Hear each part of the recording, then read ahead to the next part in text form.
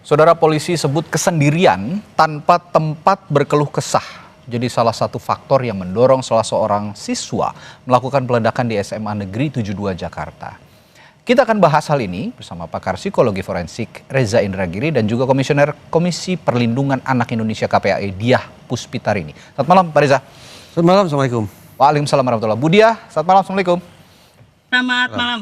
Waalaikumsalam Mas Randy. Saya ke Bu Diah dulu kalau gitu. Bu Diah, begini, soal kebijakan sekolah terhadap siswa yang terisolasi, karena saya berbicara kenapa terisolasi, karena mereka, karena yang bersangkutan bercerita kepada polisi merasa sendiri, merasa tidak ada yang bisa diajak berkomunikasi. Nah, apakah sekolah-sekolah di Indonesia sudah punya protokol khusus untuk mendeteksi dan menangani siswa yang mengalami social withdrawal berkepanjangan seperti ini, Bu Diah? Oke, baik. Kami pernah berkomunikasi dengan beberapa sekolah dan saya sendiri juga pernah menjadi guru ya. Jadi sebenarnya belum ada standar yang umum atau baku ya, bahwa sekolah itu harus ada asesmen dari awal. Tetapi tidak kita pungkiri bahwa sebagian besar sekolah di Indonesia ini sudah melakukan asesmen. Ya. Dan asesmen itu penting. Kenapa? Karena bisa mengetahui bagaimana kondisi anak, itu yang pertama. Yang kedua, mengetahui latar belakang keluarga. Dan yang ketiga, itu mengetahui anak ini nanti kecenderungannya bagaimana. Nah, kalau kita bisa mengetahui dari asesmen awal, dan di beberapa sekolah sudah dilaksanakan ini, itu akan memudahkan pihak sekolah untuk mengetahui dan memetakan kerentanan anak. Kerentanan anak ini menjadi penting. Karena hari ini kita berbicara, anak itu tidak berdiri sendiri. Anak itu ada orang tua, anak itu ada latar belakang ekonomi, anak itu juga memiliki kepribadian yang seperti apa. Itu kan kita harus mengetahui ya. Nah, memang sebagian sekolah belum ya, sebagian besar sekolah di Indonesia memang belum menerapkan itu, tetapi bahwa sudah ada yang menerapkan itu juga sudah banyak. Maka kita belajar hari ini ya, dengan kejadian ini mungkin ada kebijakan yang seharusnya dibuat ya, direkomendasikan bahwa seluruh sekolah ya mungkin bisa melakukan asesmen awal. Dan saya juga mendengar ya dari Kementerian Pendidikan Dasar dan Menengah ini kan sudah memberikan pelatihan BK kepada seluruh guru. Ya, dengan artian semua guru ini sudah memiliki kapasitas untuk melakukan asesmen awal. Walaupun nanti memang harus ada expertise dari psikolog begitu ya. Tetapi bahwa untuk memetakan kondisi anak perlulah saya kira, dan ini saya kira semua guru juga bisa begitu. Karena saya dengar juga komposisi guru bimbingan konseling atau BK ini satu guru untuk 900 siswa katanya begitu. Nah, ini yang juga apa benar demikian? Boleh dijelaskan, Bu Diah? Saya ralat ya, bukan 900 tapi 150. Oh, 150 sudah mengecil ya. Saya jadi guru BK juga, Mas. Ya, baik. Jadi sekarang komposisinya satu guru untuk 150 siswa. Dan tentu saja ini masih belum ideal ya, Bu Diah ya. Dan begini, kemarin waktu hari Minggu ketika kami datang ke sekolah, saya datang ke sekolah, itu kan saya tanya juga berapa jumlah guru BK di SMA 72. Ternyata guru BK ada 3 untuk 780 siswa. Nah, ini kan kurang, Mas. Kalau taruhlah satu orang guru BK kan seharusnya 150. Nah, 3 guru BK itu semestinya mengampu 450 anak. Sementara di sekolah itu ada 780. Berartinya ada kekurangan guru BK di situ. Itu pertama. Yang kedua, ketika kami menangani sebentar, Mas, kami menangani kasus itu banyak sekali guru BK yang 0, Mas, di sekolah gitu. Jadi memang kalau kita berbicara apakah masih ada kekurangan, iya. Gitu. Baik, saya ke Pak Reza. Kita akan dalami soal profiling kesendirian ekstrim, Pak Reza. Misalnya, saya bertanya begini, dalam kasus SMA 72 ini, apakah kesendirian remaja yang berujung peledakan yang terjadi di SMA 72 ini bisa dikategorikan sebagai loneliness with rage misalnya? Atau saya bertanya, tanda-tanda psikologi spesifik apa yang membedakan dengan misalnya kesepian biasa? Justru saya bertanya-tanya, kesendirian ini sepatutnya kita tempatkan sebagai gejala dalam kurung simptom atau sebagai sebuah masalah. Kalau menurut saya, kesendirian artinya ketika seseorang memilih untuk menarik diri dari lingkungan sosialnya, itu lebih sebagai sebuah gejala. Sehingga yang harus dijawab adalah bukan semata-mata bagaimana mengatasi gejala ini, bagaimana menghilangkan kesendiriannya, bukan. Tapi kita kembali ke akar persoalan di titik hulu, yaitu sesungguhnya masalahnya apa. Sampai kemudian seorang anak memutuskan untuk kemudian menampakkan gejala dengan cara kesendirian semacam itu. Nah, perkiraan saya untuk mengamati atau mengobservasi seorang anak memilih untuk mengisolasi diri, menarik diri secara sosial, itu barangkali tidak hanya bisa mengharapkan seorang guru BK. Tapi kita paham ada istilah mentoring. Ada mentor, ada menti, ada tentor, ada tenti. Untuk menunjukkan bahwa semestinya sesama siswa, misalnya yang paling sederhana, senior bisa melakukan pendampingan terhadap junior. Satu orang senior memonitor, melakukan tanda petik pengasuhan kepada adik-adik sebanyak 3-5 orang. Saya pikir pendekatan semacam ini bisa dilakukan sehingga kita tidak lagi harus berkutat bagaimana caranya menambah guru BK, karena toh juga tidak mudah untuk itu. Dan juga tidak harus berpikir bagaimana mengurangi jumlah siswa, tapi justru memanfaatkan sumber daya yang sudah ada, yaitu sesama siswa itu sendiri. Oke, nah bagaimana ini bisa ditanggapi oleh KPAI, Bu Dia? Jadi tidak harus mengandalkan guru BK kalau kata Pak Reza tadi, bisa juga mengandalkan senior-seniornya yang ada di sekolah. Oke, saya setuju. Jadi begini, kalau kita berbicara di kasus 72, ya ini yang kebetulan kami juga terjun di lapangan. Kami yang bertemu dengan guru, kami yang bertemu dengan siswa, kami bertemu dengan anak korban, kami ketemu dengan si terduga yang sekarang sudah ditetapkan anak pelaku. Ini kan case-nya itu kompleks, Mas. Ya, case-nya itu sangat kompleks. Pertama, kalau dikata apakah anak ini kesendirian, ya kesendirian itu faktornya kan dari apa kita bisa melihat ya, dari latar belakang keluarga, kemudian dari bagaimana pendekatan keluarga. Anak ini kan memang sudah rentan sejak dari awal, ya. Kemudian yang kedua ditambah dengan kondisi di sekolah yang mungkin dia juga interaksinya kurang terbatas. Anak ini pintar loh, Mas. Betul. Anak ini pintar. Saya dengar juga demikian. Ya, itu yang kita harus garis bawahi. Anak pintar itu kenapa kemudian dia menjadi agak berbeda dengan yang lainnya? Mungkin keberterimaannya kurang ya dan lain sebagainya. Itu karena ada faktor ekonomi juga di belakangnya. Ada faktor yang dia tidak bisa mendapatkan keutuhan di rumah. Jadi kalau kita melihat kompleks nih untuk case yang si anak di 72. Tetapi kalau secara umum misalnya apakah ini kaitannya dengan pendampingan di sekolah dan lain sebagainya, memang sangat kompleks. Saya katakan ini melihat anak itu pertama saja ini sudah bahwa ini sudah kompleks nih anaknya gitu ya. Sehingga saya kira kalau kita mendudukkan apakah ini kaitannya dengan guru BK dan lain sebagainya, ya memang tidak secara langsung tidak ya, tetapi bahwa kalau Bapak Ibu ke kelasnya dan melihat coret-coretan di meja anaknya, itu bisa lihat betapa kesepiannya dia. Itu. Dan seharusnya guru itu bisa melihat itu dari awal, gitu. Karena tulisannya jelas, Mas, dan itu tulisannya udah lama. Itu yang kita bisa melihat dari mata ya. Dari mata, dari sekilas. Nah, yang kedua itu interaksi juga gitu. Nah, apakah harus menambah guru? Memang saya setuju dengan Pak Prof. Indra ya, jadi memang kita tidak bisa menunggu dari sistem dan lain sebagainya. Ada hal yang harus kita tekankan pada anak, yang itu bisa dilakukan oleh guru, karena guru juga transfer of value, just not knowledge ya, sehingga guru juga bisa menambahkan resiliensi kepada anak gitu. Resiliensi kepada anak, penguatan bahwa ini loh nak, kamu tuh juga hidup di dunia seperti ini, ada orang yang nggak suka, ada orang yang senang, dan orang tua pun juga harus begitu gitu, sehingga jangan merasa kesepian, mestinya gitu ya Mas ya. Karena Bu Dia sudah menyinggung juga peran orang tua dan hilangnya peran orang tua sepertinya ya dalam kasus ini, sehingga mengakibatkan anak ini depresi. Saya akan bertanya ke Pak Reza, kita bicara pathway depresi menuju tindak kekerasan yang akhirnya dilakukan sang anak ini. Bagaimana mekanisme psikologis ketika depresi akibat isolasi sosial misalnya Prof, bertransformasi menjadi ide kekerasan destruktif seperti yang terjadi di SMA 72 ini? Mari kita ingat kembali perkataan Kapolri Jenderal Listio Sigit yang menyebut bahwa anak ini situasinya bersangkut paut dengan bullying atau perundungan. Kita bicara perundungan di titik hulu, kemudian kekerasan di titik hilir.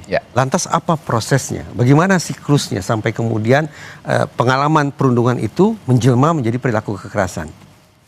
Dari sekian banyak kasus perundungan yang saya dan Yayasan Lentera Anak masuk ke dalamnya, termasuk hadir di persidangan, saya cukup yakin untuk mengatakan bahwa korban perundungan tidak hanya menjadi korban satu kali, tapi mengalami viktimisasi majemuk. Viktimisasi pertama, dia alami ketika dia menjadi sasaran perundungan teman-temannya. Dilecehkan, direndahkan, dihina-hina, disakiti, dan seterusnya, yang sifatnya berulang. Tidak berhenti sampai di situ. Ketika anak mencoba mencari pertolongan, dia berkeluh kesah ke keluarganya, dia mengadu ke gurunya. Pihak-pihak yang semestinya memberikan pertolongan justru mengeluarkan kalimat-kalimat klise yang memojokkan anak lebih jauh lagi. Tenang nak, sabarlah, maafkan, coba berteman. Ini situasi yang wajar. Waktu akan mengobati dirimu. Kalimat-kalimat yang terdengar indah tapi sekali lagi justru memojokkan. Sadar tidak sadar, pihak yang memberikan pertolongan seharusnya tapi justru melakukan viktimisasi kedua. Oke. Berlanjut lagi. Anak mengambil inisiatif, konon polisi sahabat anak. Begitu kan sebutannya ya. Jadi anak mencoba memberanikan diri untuk melapor ke polisi. Sebagian polisi mungkin mengatakan laporan di kantor sudah sangat banyak. Sementara boleh jadi ini situasi pertemanan biasa. Secara salah kaprah dianggap seperti itu. Sadar tidak bahwa ternyata otoritas penegakan hukum dengan pola respon seperti itu melakukan viktimisasi ketiga. Viktimisasi majemuk membuat anak akhirnya berpikir sekaligus menarik simpulan. Ternyata saya hidup sendirian. Ya. Tidak ada pihak lain yang bisa saya andalkan. Jalan keluar harus saya cari sendiri. Karena sensasi menjadi korban itu sedemikian menumpuk. Kesedihan, kepedihan, ketakutan sekaligus kemarahan itu menggumpal sedemikian rupa. Maka cara mengatasinya adalah dengan melakukan kekerasan dengan bobot yang setara.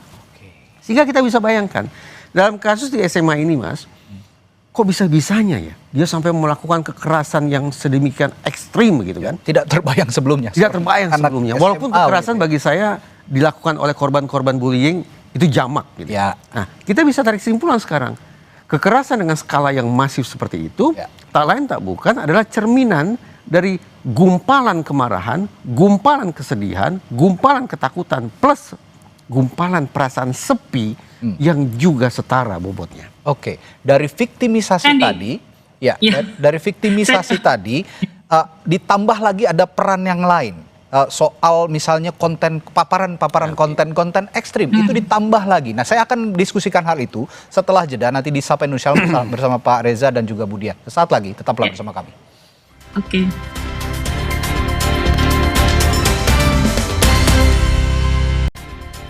Tadi Pak Reza sudah menyinggung soal viktimisasi yang bahkan dialami sebanyak 3 kali oleh anak berkonflik dengan hukum yang ada di SMA 72 yang saat ini sedang diproses hukum gitu ya.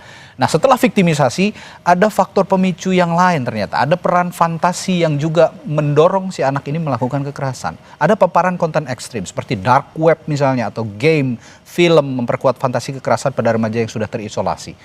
Apakah ini lantas menjadi final trigger untuk melakukan tindak kekerasan itu? Saya membayangkan kita bisa menerapkan analisis 3 tingkat, 3 level analysis. Dalam psikologi forensik berarti kita harus melakukan pemetaan faktor yang mana, isinya apa. Jadi kita bernalar begini. Di segmen sebelumnya kita sudah mulai menyangkut pautkan kondisi anak ini terkait dengan perundungan. Kita punya alasan untuk menempatkan perundungan sebagai deep factor, faktor mendalam. Kenapa? Karena salah satu mazhab dalam psikologi meyakini bahwa perilaku manusia, termasuk perilaku jahat manusia, itu bertitik mula dari trauma. Perundungan mengakibatkan guncangan psikologis, barangkali bisa disetarakan dengan trauma, sehingga kita letakkan dia pada lapis atau tingkat terbawah. Ini yang paling fundamental. Berlanjut, di segmen ini sudah mulai disinggung, anak itu berulang kali terpapar materi-materi kekerasan, berlangsung secara berulang. Kita bisa anggap itu sebagai sebuah proses belajar, dalam kurung proses pengkondisian yang memang berlangsung secara salah.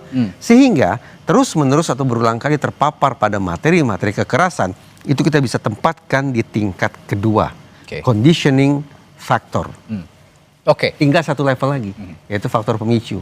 Pertanyaannya, kenapa anak itu memilih waktu di situ dan tempat di situ untuk melancarkan aksi kekerasannya? Nah, ini harus diinvestigasi. Apakah pemilihan tempat dan waktu semacam itu mengandung muatan simbolik tertentu, ataukah lebih pada pertimbangan taktik belaka bahwa pada jam tersebut di tempat seperti itu sekali gebrak sekian banyak korban bisa langsung jatuh. Itu yang dipelajari tentunya dari dark web, game dan film mungkin saja, dan itu didalami oleh polisi tentu saja yang bisa menjawabnya nanti. Bu Diah, saya juga karena tadi juga menyinggung soal orang tua, faktor internal yang sudah disinggung oleh Pak Reza tadi soal tanggung jawab orang tua. KPAI memandang orang tua seperti apa yang paling rentan dalam tanda kutip kehilangan anaknya dalam kesendirian hingga berujung kekerasan seperti ini? 1, orang tua yang tidak utuh itu sudah sama saja dengan pengasuhan yang rentan. Artinya kalau di dalam kasus ini kan si anak ini tinggal dengan ayah tanpa saudara, dan kemudian ayahnya juga bekerja.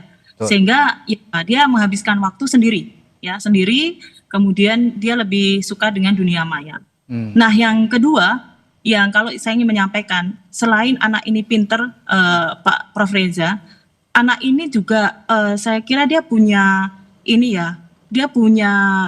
cara di mana dia punya keinginan untuk self esteem. Self esteem itu lebih pada pembuktian dirinya, gitu ya. Pembuktian dirinya bahwa dia dibully, dia sendiri, dia tidak ada teman bicara, barangkali begitu ya. Kalau kami menangkap, dan cara membuktikannya dengan ini loh, seperti ini. Kenapa? Kami melihat, makanya kami meminta ada apsifor nih yang mendampingi, bukan hanya psikolog biasa. Karena kami khawatir, Mas, di self esteem ini itu di beberapa kasus, mohon maaf, anak mengakhiri hidup yang kami dampingi selama 3 tahun di KPA. Ini rata-rata memang mereka korban bully, mereka kesepian, mereka tidak tahu cara keluar dari masalah. Terus akhirnya mereka ingin self esteem, membuktikan dirinya dengan cara, nih loh, aku bisa melakukan ini. Begitu. Nah, di kasus ini pun kami juga khawatir ada ujungnya selain self esteem, pembuktian diri adalah suicide. Jangan sampai, tapi ya kita berdoa juga ini ujungnya jangan sampai terjadi. Karena kita belajar di ledakan kedua, Mas. Di ledakan kedua, di mana anak itu ledakan sendiri ya, yang berbeda tempatnya dengan di pertama gitu. Jadi itu yang sebenarnya kami sampaikan, kenapa KPAI meminta apsifor, karena itu yang kami khawatirkan. Dan kalau sudah mencoba perilaku ini, itu khawatirnya akan berulang gitu. Kita kan tidak tahu, dan anak saat ini kondisinya masih terbatas loh, Mas, informasinya. Tetapi kan tim itu sebenarnya bisa menganalisis. Kalau kami hanya belajar dari yang sudah-sudah tuh khawatirnya begitu. Dan ternyata di kedua itu sudah upaya yang dilakukan oleh anak. Baik, dan saya yakin anak ini dalam kondisi terpuruk saat ini, sehingga saya setuju jika ada restoratif justice yang diterapkan terhadap anak berkonflik dengan hukum yang terjadi di SMA N 72. Terakhir saya ke Pak Reza.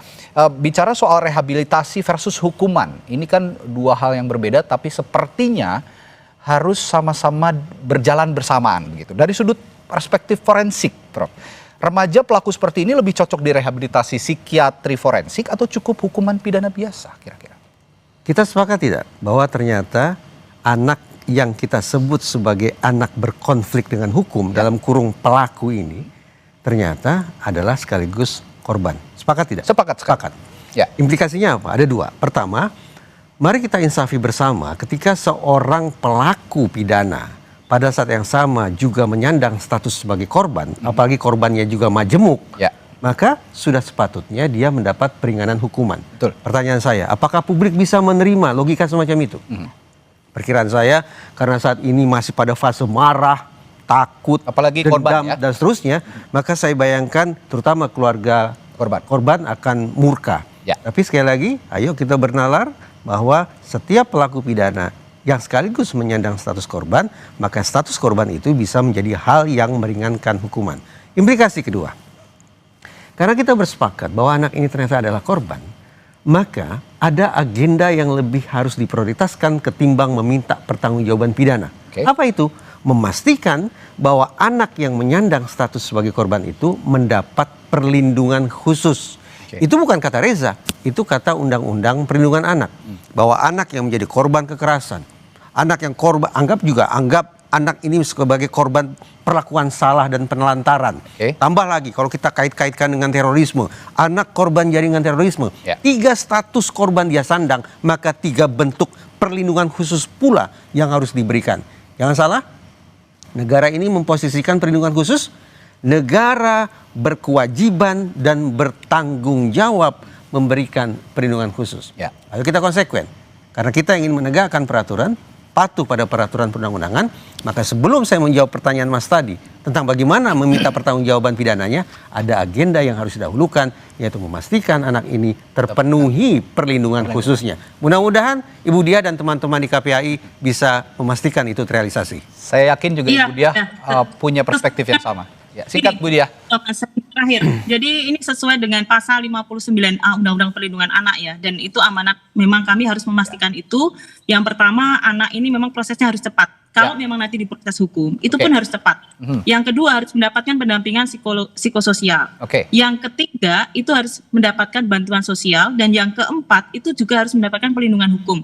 Dan sudah diatur, betul Pak Reza, sudah diatur di dalam Undang-Undang Perlindungan Anak di pasal 64 ataupun Undang-Undang Sistem Peradilan Pidana Anak. Jadi tidak usah khawatir bahwa kita memastikan itu Pak Reza dan semuanya saja. Kemudian kami juga memastikan bahwa anak ini tidak mendapatkan intimidasi ataupun juga identitasnya tersebar ya, karena itu ada juga di dalam Undang-Undang Perlindungan Anak. Saya tambahkan sedikit, selain perlindungan khusus mungkin juga ada pembinaan khusus, karena tadi sudah kita sepakati bersama, sudah kita ketahui bersama bahwa anak ini adalah anak yang cerdas, anak yang berpotensi menjadi seseorang di kemudian hari, sehingga negara bisa hadir untuk memberikan perlindungan dan pembinaan untuk apa? Untuk kemudian hari bisa berguna juga untuk negara. Baik, terima kasih Pak Reza Indragiri sudah hadir di studio, dan juga Bu Diah Puspitarini dari KPAI. Selamat malam, sampai jumpa lagi. Assalamualaikum. Waalaikumsalam warahmatullahi wabarakatuh.